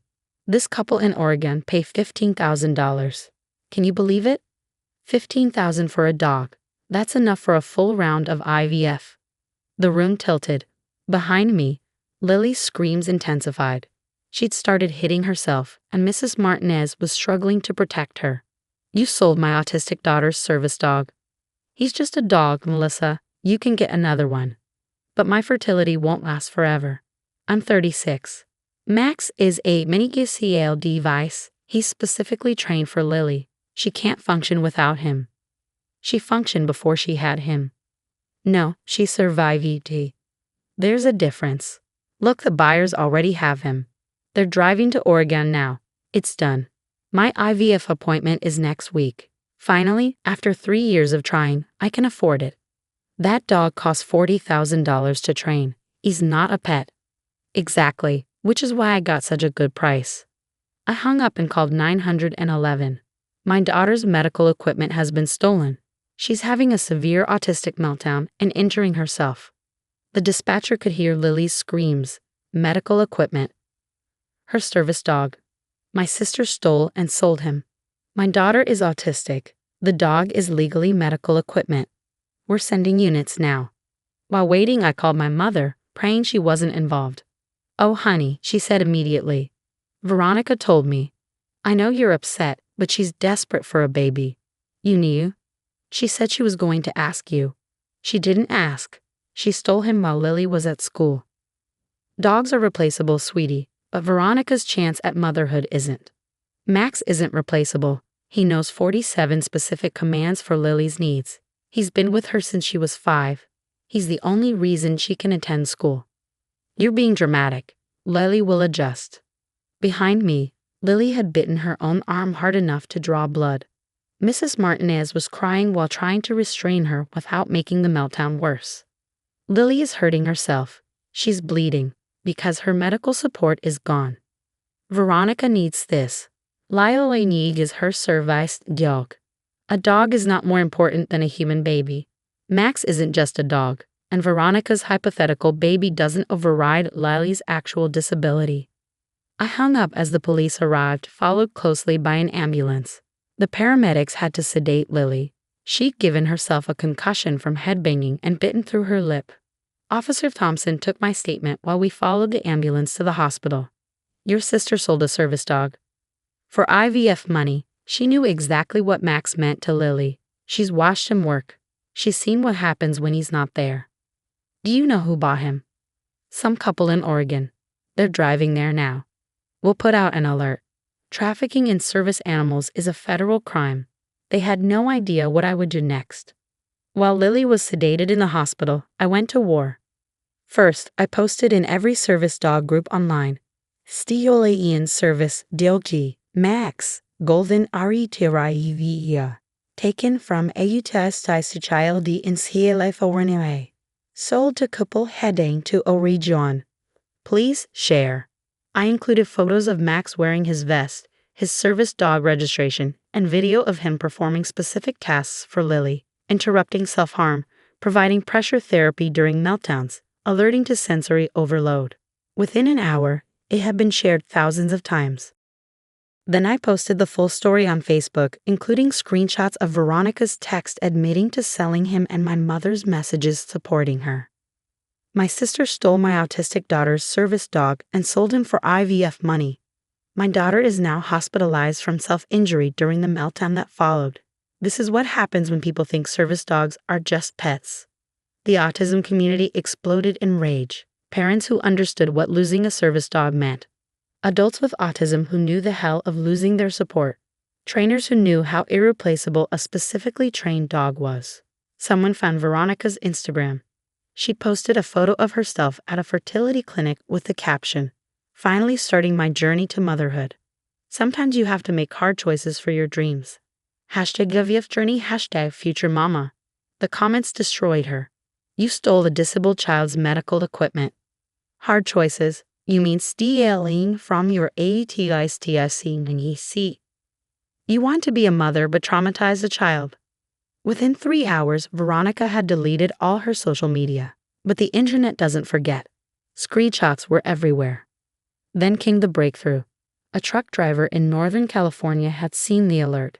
He'd noticed a golden retriever at a rest stop wearing what looked like a service vest with an Oregon-plated SUV. The dog seemed distressed, he reported.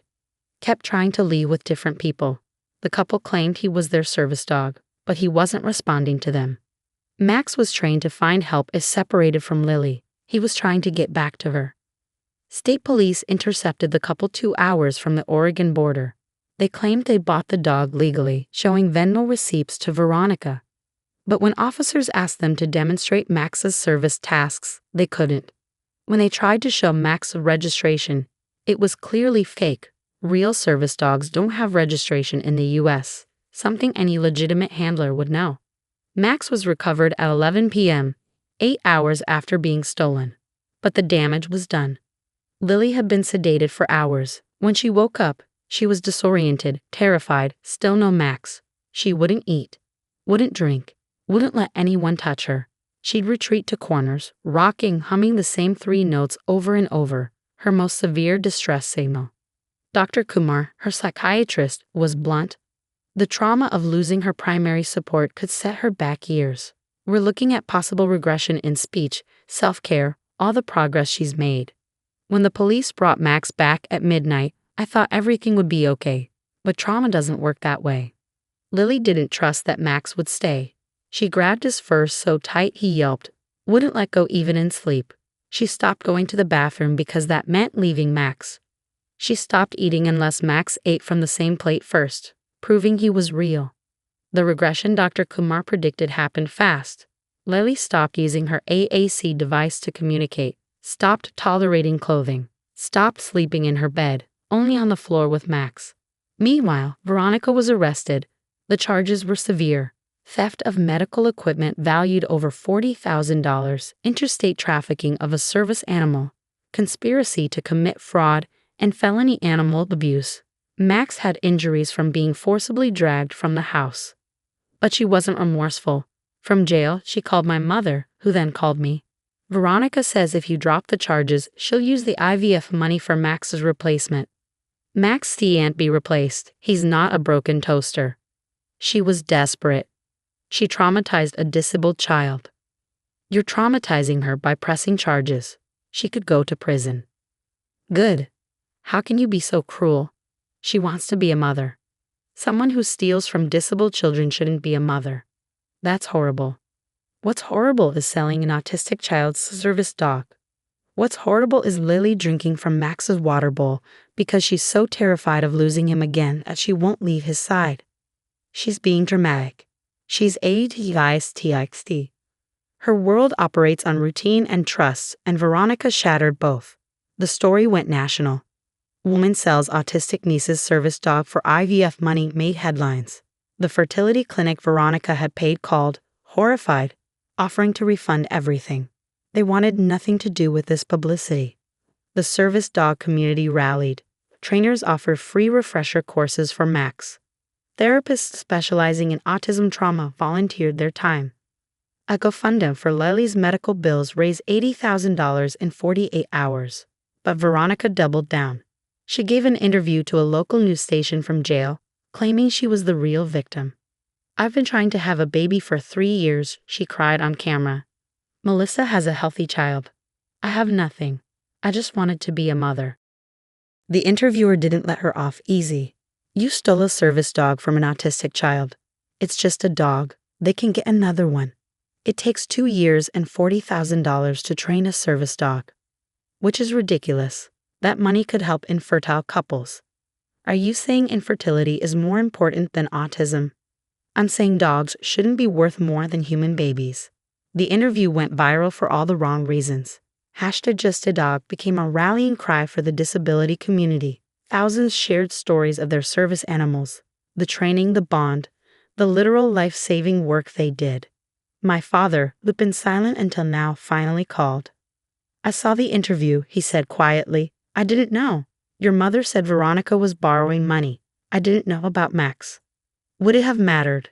He paused. "I want to say yes, but honestly, I probably would have said it's just a dog too. Until I saw Lily in that interview footage, the aftermath. Christ, Melissa. What have we done to that baby?" He was referring to the security footage from our house that had been released during the investigation. It showed Lily's complete breakdown when she realized Max was gone. 20 minutes of a child in absolute anguish, hitting herself, screaming, trying to claw her own skin off while Mrs. Martinez desperately tried to keep her safe. "You didn't do it, Dad. But Mom enabled it. She knew and supported it." "I'm divorcing her," he said simply. "Anyone who could watch that footage and still say it's just a dog isn't someone I can stay married to." The trial was brutal. The prosecution presented evidence of the extensive training Max had undergone, his specific tasks, the bond with Lily. They showed footage of Lily with and without Max. The difference was stark. They also presented Lily's medical records, the self-injuries from that one afternoon, the regression in speech and self-care, the new medications needed to manage her anxiety, the intensive therapy required. Veronica's defense tried to argue desperation, that infertility was a medical condition too. The prosecutor's response was devastating. Infertility is indeed a medical condition, but it doesn't give you the right to steal medical equipment from disabled children. If Ms. Harris needed a wheelchair for mobility, would the defendant's infertility justify stealing it? If she needed insulin for diabetes, would wanting a baby make theft acceptable? The jury deliberated for less than an hour. Guilty on all charges. Veronica got 4 years in federal prison.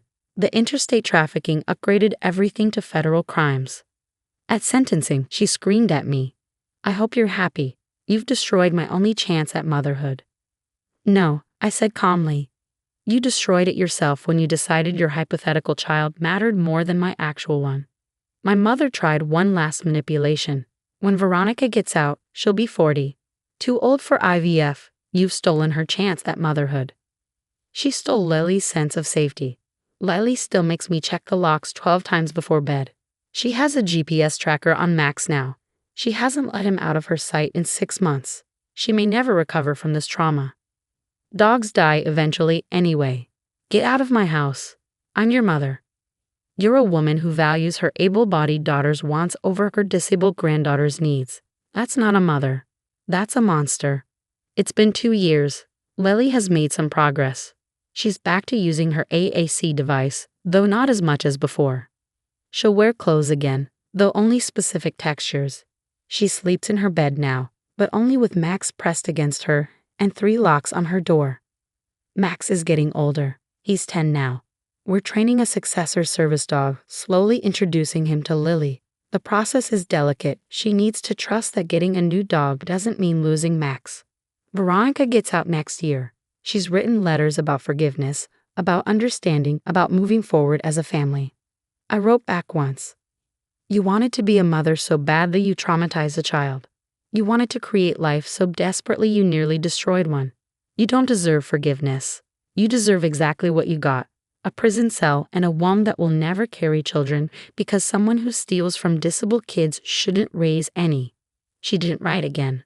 My father did follow through with the divorce. He's in therapy, working to understand how he enabled this toxic dynamic for so long. He's earned supervised visits with Lily, slowly rebuilding trust. My mother lives alone now, posting bitter Facebook rants about ungrateful children and how dogs have more rights than humans these days. Last week, Lily did something amazing. We were at the park, and a little boy asked about Max's vest. Instead of hiding, Lily used her AAC device to explain. Max helps me. He's not a pet. He's medical equipment. The boy's mother started to say, "Oh, he's just that." Not just, Lily interrupted, her first spoken words in months. Not just Ed Dioge. Max is mine. Max stays. She hasn't spoken since, but those 6 words were everything. They wanted me to choose between a dog and my sister's dreams. But it was never about a dog versus a baby. It was about a disabled child's needs versus an adult's wants.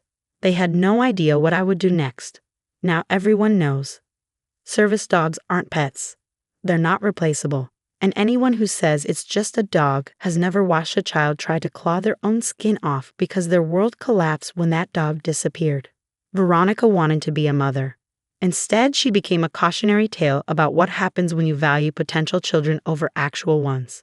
And Max? He's still here, still working, still the bridge between Lily and a world that often feels too bright, too loud, too much. He's not just a dog. He never was. I came home from celebrating my PhD graduation with friends to find my diploma burning in the fireplace. The heavy cream paper with gold embossing was curling at the edges, my name, Dr. Samantha Reese, disappearing into ash and smoke. "What are you doing?" I screamed, lunging toward the fireplace. My mother stepped between me and the flames, her face set in that familiar expression of righteous determination. "Smart women make terrible wives," she said calmly. "No man wants a know-it-all." I stared at her, then at my father who was nodding approvingly from his recliner. "Your sister's engagement is more important than your education, Samantha. We need to focus on what really matters." The flames consumed the last corner of my doctorate in biochemistry, 6 years of research, countless sleepless nights, the culmination of everything I'd worked toward since I was 18 years old. Gone. "That was my PhD diploma," I whispered. "That was a piece of paper that was going to ruin your chances of happiness," Mom replied, dusting ash off her hands. "Men are intimidated by women who think they're smarter than everyone else. I don't think I'm smarter than everyone. I earned a doctorate in biochemistry." "Same thing," Dad grunted, not looking up from his newspaper. "Your sister found herself a good man who can provide for her. She didn't need to spend 8 years in school to do it." My sister Melissa appeared in the doorway, wearing the engagement ring she'd been flashing around for 3 weeks. "Sam, you're being dramatic. It's just a diploma. You still have your degree." "The diploma is proof of my degree. You can get a replacement," Mom said dismissively. "Though I'd rather you didn't. Brad was asking about you at dinner last night." Brad, my mother's friend's son who dropped out of community college and worked at his father's used car lot. Brad who'd asked me out 5 times and couldn't understand why I kept saying no. "I'm not interested in Brad." "You should be. He's got a good job, comes from a nice family, and he's looking for a wife. But he specifically said he doesn't want some college girl who thinks she's too good for him." I looked around the living room, at the family photos covering every surface, most of them featuring Melissa in various stages of traditional feminine achievement. Prom queen, beauty pageant winner, sorority president, and now engaged to a man she'd met at church who sold insurance and wanted a stay-at-home wife. There were no photos of my academic achievements, no pictures from my graduation ceremony, my research presentations, my published papers. Nothing that acknowledged I existed as anything other than Melissa's disappointing older sister. "I spent 6 years earning my PhD," I said quietly. "And what has it gotten you?" Mom demanded. "You're 30 years old, unmarried, with no prospects. Meanwhile, Melissa is 26 and planning her wedding. My PhD got me a job offer at the National Institutes of Health. I'm going to be researching cancer treatments." "Cancer research doesn't cuddle you at night," Dad said, folding his newspaper with finality. "It doesn't give you children or a home to take care of. Maybe I don't want children right now. Maybe I want to help save lives." "Save lives?" Mom laughed, actually laughed. "Samantha, you're not saving anyone. You're hiding in a laboratory because you're too proud to admit that what every woman really wants is a family." I stared at the fireplace where the last traces of my diploma were turning to ash. 8 years of undergraduate and graduate work, reduced to smoke because my parents believed my education was an obstacle to marriage. "I'm moving out," I said. "Don't be ridiculous," Mom snapped. You can't afford your own place on a student stipend. I'm not a student anymore. I'm Dr. Samantha Reese, and I have a job offer that pays $95,000 a year. The room went quiet. That's not possible, Dad said slowly. It's very possible. I accepted the position this afternoon. I start in 2 weeks. Mom's face went through several expressions before settling on suspicious anger. You're lying. I pulled out my phone and showed them the email from Dr. Patricia Martinez at the NIH. The subject line read, "Welcome to the Cancer Research Division.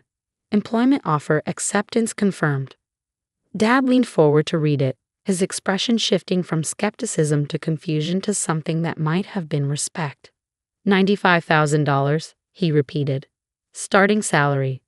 With performance bonuses and research grants, it could be significantly higher. Mom snatched the phone from my hands, reading the email herself. This doesn't change anything. Money isn't everything, Samantha. What about your biological clock? What about giving us grandchildren? What about letting me live my own life? We are your family, Melissa said from the doorway. We want what's best for you. No, I replied, looking at each of them. You want what makes you comfortable. You want me to fit into the same box that worked for you, regardless of what I want or what I'm capable of. I walked upstairs to my childhood bedroom and started packing. Everything I'd brought home for the graduation celebration, plus anything else I couldn't bear to leave behind. My research journals, my laptop, my certificates and awards from undergraduate school. As I packed, I could hear them arguing downstairs. $95,000, Margaret, Dad was saying. That's more than I make. Money isn't everything, Robert. What happens when she's 40 and alone? When all of her friends have families and she's got nothing but test tubes and microscopes. Maybe she'll be happy with test tubes and microscopes, Dad said quietly, and I realized it was the first time he'd ever defended my choices. Happy? Robert, she's a woman. Women aren't happy without families. That's when I heard Melissa speak up. Mom, maybe Sam knows what she wants better than we do. Melissa, not you too. I'm just saying, $95,000 is a lot of money. And if she's helping cure cancer. She's not curing cancer, Mom snapped. She's wasting her life on some fantasy because she's too stubborn to admit that her education was a mistake. I finished packing and carried my suitcases downstairs. My family was still arguing in the living room, my burned diploma now just ash in the fireplace. I'll be in touch, I said, heading for the door. Samantha, wait, Dad called out. Maybe we were too hasty about the diploma. You burned my PhD diploma because you thought it would hurt my marriage prospects. There's no too hasty about that. That was deliberate destruction of something I earned through years of hard work. We can help you get a replacement, Mom offered, though her tone suggested she thought I was being unreasonable. You can't replace what this meant to me. But that's okay. I'll get a new one, and I'll hang it in my office at the National Institutes of Health.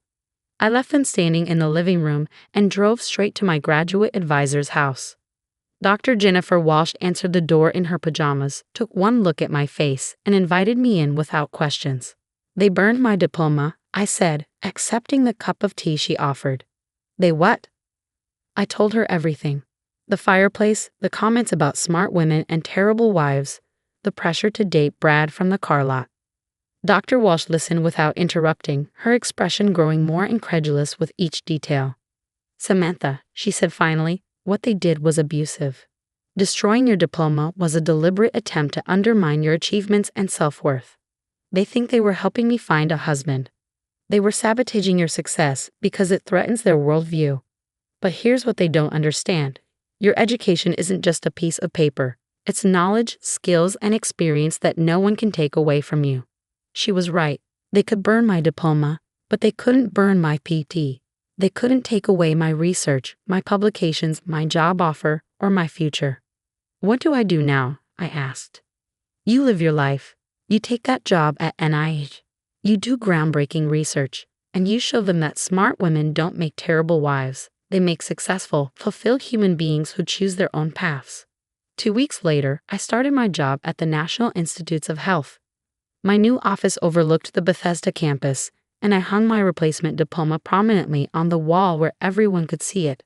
Dr. Martinez, my new supervisor, welcomed me to the team and introduced me to my research group. Dr. Reese comes to us from Johns Hopkins with exceptional recommendations, she told the team. Her dissertation on protein synthesis inhibitors shows tremendous promise for cancer treatment applications. As I settled into my new life, I realized something important. My parents had been right about one thing. My education did change my marriage prospects, but not in the way they thought. 3 months into my new job, I met Dr. Marcus Chen, a fellow researcher who specialized in immunotherapy. He was brilliant, kind, and genuinely excited about my work on protein synthesis. "Your research could revolutionize how we approach metastatic cancers," he said during our first coffee date. "Have you considered combining your protein inhibitors with immunotherapy protocols?" I had considered it, and we spent hours discussing the possibilities. It was the first time I'd met a man who found my intelligence attractive rather than threatening. 6 months later, Marcus and I published a joint paper that made the front page of the Journal of Cancer Research. The headline read, "Revolutionary Combination Therapy Shows 85% Success Rate in Stage 4 Cancer Trials." That same week, I got a call from Melissa. "Sam, I saw the article about your research online. Mom and Dad saw it too. And Dad framed it. He hung it in his office at work and tells everyone his daughter is curing cancer. What about Mom?" Melissa was quiet for a moment. "She's struggling with it.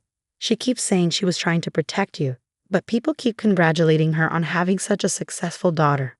Maybe she's realizing that success looks different for different people." "Maybe. She asked me to ask you, would you come to Sunday dinner this week? She wants to apologize." I thought about it. Only if she's genuinely sorry. Not sorry I'm upset, but sorry for what she did. I think she is, really. Sunday dinner was awkward at first. Mom had clearly been crying, and Dad kept clearing his throat like he wanted to say something but didn't know how. Finally, Mom spoke up. "Samantha, I owe you an apology. What I did to your diploma was wrong. What I said about your education was wrong. Thank you for saying that. I was so focused on what I thought would make you happy that I couldn't see you were already becoming happy in your own way." Dad nodded. "That article in the newspaper, seeing your name as the lead researcher on something so important. I realized I was wrong about your education. We're proud of you," Mom added quietly. "I should have said that years ago. It wasn't a complete transformation overnight, but it was a start." 2 years later, Marcus proposed to me in our shared laboratory, right next to the equipment we used to develop our breakthrough cancer treatment. He got down on one knee surrounded by microscopes and research data, and it was perfect. "Dr. Samantha Reese," he said, "will you marry me and continue revolutionizing cancer treatment together?" I said yes, and we had our engagement party at the NIH, surrounded by colleagues who celebrated both our personal happiness and our professional achievements. My parents came to the party, and I watched Dad explain to anyone who would listen that his daughter was developing treatments that would save thousands of lives. "Smart women don't make terrible wives," he told Dr. Martinez proudly. "They make extraordinary wives who change the world." Mom stood next to him, nodding and smiling, finally understanding that my success didn't diminish my worth as a woman, it enhanced it. At our wedding 6 months later, Marcus and I exchanged vows we'd written ourselves, promising to support each other's dreams and celebrate each other's achievements. During the reception, Mom gave a speech that brought tears to everyone's eyes. "I once believed that education and marriage were incompatible for women," she said. "I was wrong. My daughter taught me that the smartest thing a woman can do is pursue her dreams fearlessly, and the smartest thing a man can do is love a woman who dreams big." She looked at me with genuine pride. Dr. Samantha Reese Chen is living proof that smart women don't make terrible wives. They make brilliant wives who make the world a better place. 3 years later, our combination therapy protocol was approved by the FDA and has saved over 10,000 lives. Marcus and I have 2 research labs, 16 published papers, and a beautiful daughter named Elena who loves to help us in our home office. The diploma my mother burned is still gone, but it doesn't matter anymore. I have something better, a life built on my own terms, surrounded by people who celebrate my intelligence rather than fear it. And every time I look at Elena playing with her toy microscope, I know she'll grow up understanding that smart women don't make terrible wives. They make unstoppable ones.